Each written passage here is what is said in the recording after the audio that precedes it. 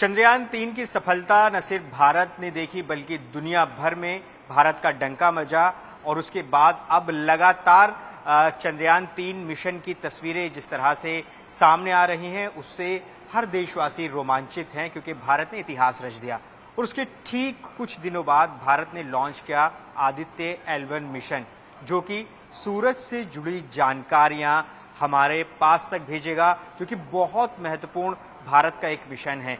क्या मिशन है पूरा, उसके बारे में तमाम जानकारियां पहले से ही बता चुके हैं। मिशन लॉन्च हो चुका है 2 तारीख को, लेकिन और क्या डिटेल्स हैं, किस तरह से ये पूरा मिशन भारत की जो भविष्य है उसमें किस तरह से मददगार साबित होगा, इसी पर बातचीत करने के लिए एक बेहद महत्वपूर्ण शख्सियत हमारे साथ मौजूद हैं।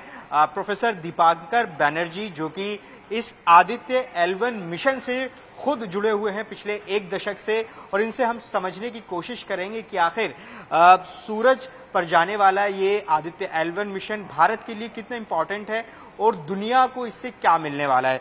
सर, बहुत बुनियादी सवालों पर और बेहद सरल तरीके से समझाने की कोशिश कीजिएगा। आदित्य L1 मिशन, चांद की तो बहुत पहले से बात हो रही थी, लेकिन आदित्य L1 मिशन एक आम आदमी ने तब जाना जब ये मिशन लॉन्च हुआ। जाहिर है कि ये अभी की तैयारी नहीं थी, सालों से इसकी तैयारियां चल रही थी। आप खुद उस टीम का हिस्सा रहे हैं, खुद जुड़े रहे हैं इस पूरे मिशन से। क्या आप कहना चाहेंगे इस मिशन के बारे में सबसे पहले तो, और ये कितना बड़ा अचीवमेंट है भारत के लिए?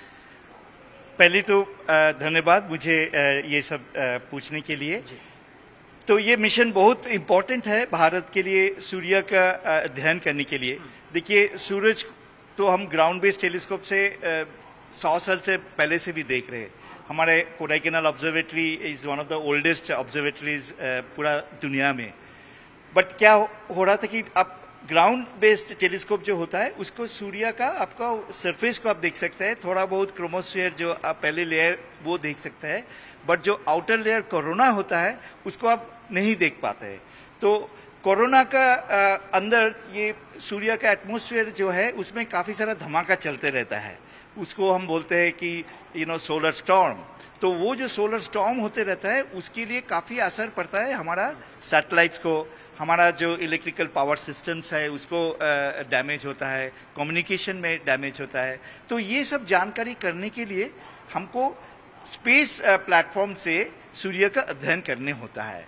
अभी लास्ट 30-40 साल से नासा से, यूरोपियन स्पेस एजेंसी से, जापानीज मिशन से सैटेलाइट्स बहुत सारे सूर्य का अध्ययन करने के लिए लॉन्च हुआ है। तो ज़्यादा से ज़्यादा तो हम वही यूज़ करते थे, बट अभी तो आत्मनिर्भर भारत होने का टाइम आ गया है, तो हमारा भी अपना कुछ होना चाहिए।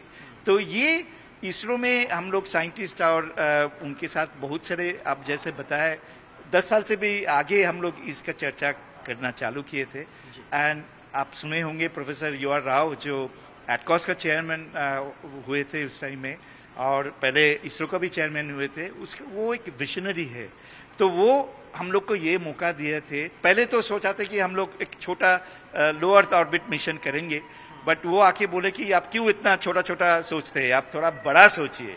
तो उन्होंने हम साइंटिफिक कम्युनिटी की ये लैग्रेंजियन 1 मिशन का मौका दिया। तो लैग्रेंजियन 1 मिशन में हम लोग तो 15 लाख किलोमीटर अभी वहाँ पर जा रहे हैं। वो एक यूनिक जगह है। एक बार वहाँ पे पहुँच गए तो हम कंटिन्यूअसली हम सूर्य का अध्ययन कर पाएंगे। एक है कि हम दूरी से उसका इमेज लेते रहेंगे, उसका स्पेक्ट्रोस्कोपी बोलते हैं, उसके हिसाब से सूर्य का एटमॉस्फेयर में क्या धमाका होने वाला है, होने का क्या संभावना है। एक बार धमाका हो गया तो उसके बाद जो कोरोनल मास इजेक्शन बोलते हैं वो कैसे ट्रैवल करेंगे, कब तक वो अर्थ का एटमॉस्फेयर के आसपास पहुंच सकता है, ये सब जानकारी के लिए ये सब नया इंस्ट्रूमेंट्स हमने लगाया है। सर, ये बताएं कि अभी इस पूरे मिशन में मिशन लॉन्च हो चुका है, कहा जा रहा है 4 महीने उसको अपनी जगह पर पहुंचने में लगेंगे और 5 साल वो वहां पर रहेगा। इस जर्नी को थोड़ा सा बताएं कि क्या, क्योंकि हमने बहुत देखा है कि बहुत सारे मिशन में कई बार कामयाब नहीं भी होते हैं। सबसे मुश्किल वक्त कौन सा हो सकता है जहां सबसे ज्यादा आप लोगों की नजरें रहने वाली हैं कि ये कड़े अगर रास्ता पार हो गया तो फिर हो गया? आपने ये बहुत सही प्रश्न पूछा है, बिकॉज इसका पहले ओनली नासा और यूरोपियन स्पेस एजेंसी लैग्रेंजियन 1 तक पहुंच सके हैं। तो चंद्रयान मिशन की तरह हम लोग अभी तो ये अर्थ ऑर्बिट में घूम रहे हैं और अभी 18 सितंबर ये हम अर्थ ऑर्बिट जो प्रदक्षिण कर रहे हैं उसको हम एग्जिट करेंगे। हाँ, तो 18 सितंबर इज वन माइलस्टोन। उसके बाद आपने जैसे बताया ऑलमोस्ट 4 महीने लगेगा हमको ये 15 लाख दूरी जाने के लिए।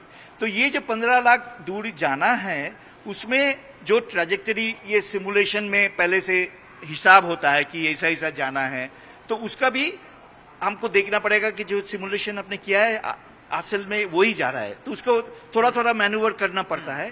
बट अपनी जो क्रूशियल जो मैन्यूवर है वो लैग्रेंजियन इंसर्शन के लिए है, वो फर्स्ट वीक ऑफ जनवरी होने वाला है। तो ये एक बहुत ही इंपॉर्टेंट मैन्यूवर है। एक बार हम उधर L1 इंसर्शन हो गया है तो हम लोगों के ख्याल से हम लोग सेफ है। ये आपको याद होगा मंगलयान मिशन के टाइम में भी मंगल में हम लोग जब जा रहे थे वो कैप्चर भी, मंगल का जो ऑर्बिटर था उसको कैप्चर भी बहुत इंपॉर्टेंट था। अब वो कैप्चर नहीं होंगे तो वो आप मंगल क्रॉस करके दूरी चले जाएंगे और कभी भी वापस नहीं आ पाएंगे। तो वो मैन्यूवर जैसा इंपॉर्टेंट था, मंगल में जाने का और भी दूर जाना था, इसमें तो उतना दूर नहीं जाना है, बट फिर भी वो लैग्रेंजियन इंसर्शन पॉइंट जो फर्स्ट वीक ऑफ जनवरी में होने वाला है वो एक बहुत कह सकते हैं नए साल पर ये खुशखबरी मिलने वाली है। फर्स्ट वीक ऑफ जनवरी आप बता रहे हैं, थोड़ा सा बता सकते हैं? ये आपने बहुत ग्राफिक्स लगाए हुए हैं जो वो आप पॉइंट बता रहे हैं। सर मुझे लगता है ये पॉइंट की आप बात कर रहे हैं कि अभी हमें सबसे टफ जो ये क्रूज फेज होगा क्या यही रहने वाला है? हाँ, तो ये आपने सही बताया। ये जो अभी हम लोग ये ऑर्बिट में घूम रहे हैं, ये ऑर्बिट घूमने के बाद 18 सितंबर हम अर्थ ऑर्बिट जो एग्जिट करेंगे और ये जाते जाते हम जो इंसर्शन हम दिखा रहे हैं यहाँ पे ये 1.5 मिलियन किलोमीटर पॉइंट है, ये फर्स्ट वीक ऑफ जनवरी ये होने वाला है। तो एक बार ये कैप्चर हो जाए तो ऑफ कोर्स ये कैप्चर होने के बाद भी थोड़ा बहुत मैन्यूवर्स वगैरह है, बट ये इंसर्शन काफी गुरुत्वपूर्ण है। मतलब हमारी जो प्रेजेंस रहने वाली है फिर अगले 5 साल वो ये रहेगी। हाँ, L1 पॉइंट यही है। हाँ, मतलब ये L1 पॉइंट यही है। ये L1 पॉइंट को हम प्रदक्षिण करेंगे। हाँ, और ये एक प्लेन में नहीं है, एक्चुअली ये 3 डायमेंशनल स्पेस है जिसमें ये हेलो ऑर्बिट जो है ये थोड़ा इधर उधर होते रहेगा। बट एक बार उधर पहुंच गए तो वो काफी स्टेबल जगह है जहां से एटलीस्ट 5 इयर्स हम रहेंगे। हो सकता है कि उससे काफी लंबा भी हम रह पाए। मतलब अभी भी हम कह सकते हैं कि इस L1 पॉइंट के अर्थ के सबसे नजदीक यही पॉइंट रहने वाला है। हाँ हाँ, तो यही हमारा डेस्टिनेशन है, ये पॉइंट के अराउंड में हमको घूमना है। तो सर ये कितना इम्पोर्टेंट अब है, चूंकि चंद्रयान 3 के तुरंत बाद ये आदित्य L1 लॉन्च किया गया है, इसके क्या मायने हैं? ये बहुत ही मायने रखता है। हम लोग तो सोच भी नहीं सकता है। एक्चुअली इंटरनेशनल कम्युनिटी, इवन हमारा जो दोस्त है दूसरा स्पेस एजेंसी में, वो भी चमक गया है कि आप ऐसा कैसे करते हैं, बिकॉज चंद्रयान का लैंडिंग इतना क्रूशियल था, इतना टेक्निकली चैलेंजिंग था। उसके बाद ये आदित्य L1 मिशन भी बहुत ही कॉम्प्लिकेटेड मिशन है। तो इसरो का तो बहुत ही खूबियां देना चाहिए कि कितना लंबा उसका टीम है, कितने सारे लोग एक साथ काम कर रहे हैं। बिकॉज मैं यही बोल रहा हूँ, ये सब नया चीज है, ये सब हमने कभी गए नहीं, ये हम लोग पहली बार जा रहे हैं। तो उसके लिए बहुत अध्ययन करना पड़ता है और डे टू डे इसको मॉनिटर भी करना पड़ता है कि हम जो सिमुलेट कर रहे हैं, जो हमको और असल में हो क्या रहा है। तो उसमें ईच स्टेप में काफी मॉनिटरिंग जरूरत होता है। तो इसरो को तो बहुत तारीफ करना चाहिए कि कितने अच्छे तरीके से ये लोग ये कर रहा है। हम तो फॉर्चुनेट है कि हम साइंटिस्ट के लिए ऐसा मौका इसरो ने दिया है कि हम जो रिसर्च करना चाहते हैं स्पेस बेस्ड प्लेटफॉर्म से उसका अभी मौका आया है। सर इस मिशन से जुड़ा हुए कुछ और सवाल मेरे जहन में आ रहे हैं। वो ये कि हमने चंद्रयान 3 का जब लैंडिंग देखी तो साउथ पोल पर जाने वाला भारत पहला देश था और दुनिया में जाहिर है कि ये चर्चा का विषय भी बना कि भारत कोई देश पहली बार उस साउथ पोल पर पहुंचा है। क्या इस मिशन के साथ भी कुछ ऐसा है कि ये पहली बार कुछ ऐसा होने जा रहा है अगर ये सफल हुआ तो? ये आपने सही बताया। देखिए क्या होता है कि अभी साइंस इंटरनेशनल हो गया है, बिकॉज और ये भी है कि आप साइंस में कुछ नया करना चाहते हैं तो आपको कुछ यूनिकनेस होना चाहिए। जो पहले भी लोग किए हैं वो भी आप दोबारा करेंगे तो उसका तो उतना इम्पैक्ट नहीं होता है। हम लोग बोलते हैं कि हाई इम्पैक्ट आपको करना है, साइंस में कुछ नया करना है। तो कुछ नया सोचिए। तो हम लोग ये जब डिजाइन कर रहे थे कि क्या क्या इंस्ट्रूमेंट उसमें जाना है, उससे पहले से हम ये भी अध्ययन कर रहे थे कि बाकी जो मिशन है उसमें कैसा टेलीस्कोप है, उसमें कैसे इंस्ट्रूमेंट है, उसमें क्या कमी है। तो साइंस में ये होता है कि आपको ऑफकोर्स काफी जानकारी है, बट क्या जानकारी नहीं है, जो जानकारी नहीं है उसके वजह से आपको कंप्लीट अंडरस्टैंडिंग नहीं है। आप पूरा थोड़ा थोड़ा जानकारी है बट पूरा जानकारी नहीं है। तो ये पूरा जानकारी क्यों नहीं है, वो होता है कि क्या क्या इंस्ट्रूमेंट आपका स्पेस में नहीं है, उसको आप पहले जानकारी कर लीजिए। तो वो गैप एरिया हम लोग आइडेंटिफाई करने के बाद हमने ये मिशन में जो जो इंस्ट्रूमेंट लगाया है उसमें ये सब नया चीज है। ये कोरोनाग्राफ है, वो पहली बार वो सन का थोड़ा पास देखने की कोशिश करेंगे। सन 1.05 to 3 सोलर रेडियाई, जहां पे ये जो धमाका लगता है, वो जो सीएमई आता है उसको इनिशियल एक्सेलरेशन फेज बोलता है, उसको कैप्चर करने का इसका पॉसिबिलिटी है। कोरोना में जो चुंबक क्षेत्र है, एक्चुअली सन पूरा एक मैग्नेटिक स्टार है और उसके ऊपर काफी सारे जगह में मैग्नेटिक फील्ड कन्फाइंड एक डिफरेंट स्ट्रक्चर्स दिखा जाता है। हाँ, कोरोना लूस बोलता है, प्रोमिनेंस बोलता है, और जब धमाका होता है यही सब स्ट्रक्चर्स ये एक्सप्लोर करता है।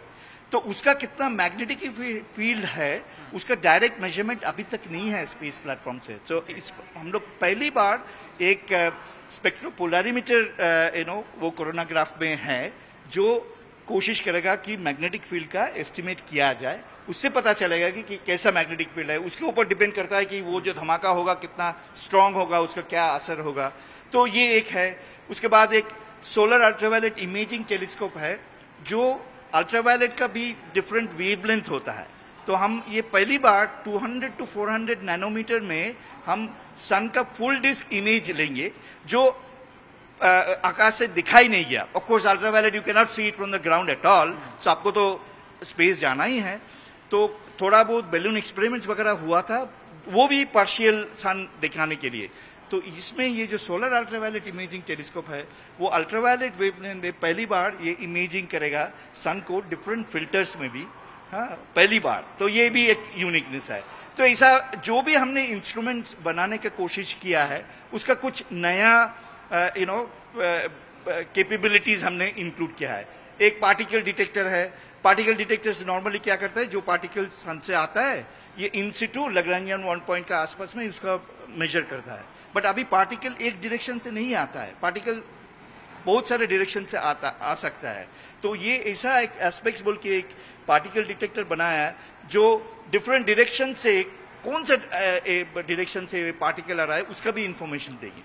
उसका इंफॉर्मेशन हमको चालू होगा तो पूरा जो सोलर विंड बोलता है उसका जो मॉडल है उसको हम अच्छा से समझ पाएंगे। अभी वो मॉडल भी पूरा अच्छा से हमको जानकारी नहीं है।